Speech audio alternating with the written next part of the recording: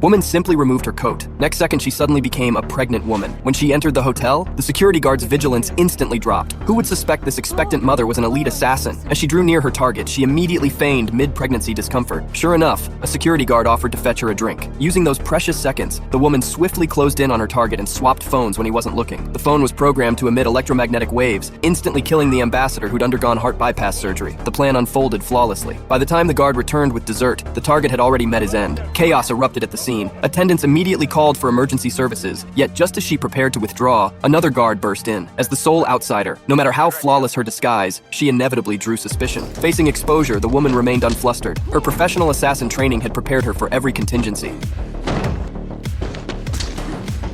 The boy had likely never seen such a fierce pregnant woman before. Her movements were agile, each strike sharp and deadly, yet the confined space in her belly slowed her attacks. Then her opponent raised a blade and stabbed the fake belly, and the imposter's cover was blown. The violent clash shattered any hope of a quiet retreat. Still, she seized her opponent's weapon, determined to break through. To everyone's astonishment, she navigated the hail of bullets with uncanny ease, as if blessed with extraordinary skill and luck. Nor was she fighting alone. Meticulous preparations for her escape had been made behind the scenes. Descending via the employee passageway would lead her to safety, but to evade pursuit, she decided to alter her plan on the fly.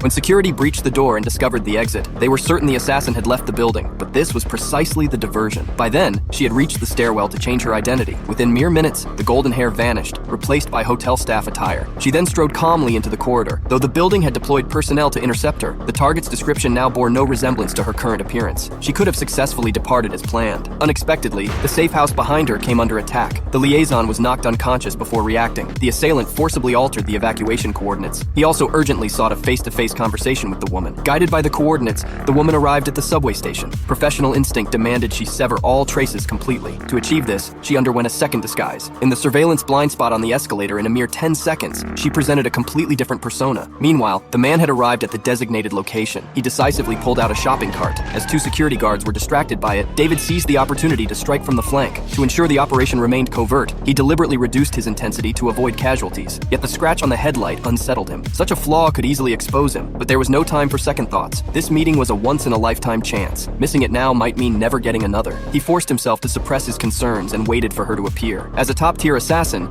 the woman displayed astonishing observational skills. The headlight mark instantly made her sense something was off. Her meticulous organization would never make such a mistake. She deduced the vehicle wasn't from their side. Sensing danger, she spun and fled, dashing into the dense crowd. To create chaos, she drew her weapon. The gunshot ripped through the neighborhood, sparking panic. Yet for her, this was the safest option. David was utterly stunned. The target's alertness far exceeded his expectations. His instinct was to jump out and pursue, but patrol officers had already locked onto him.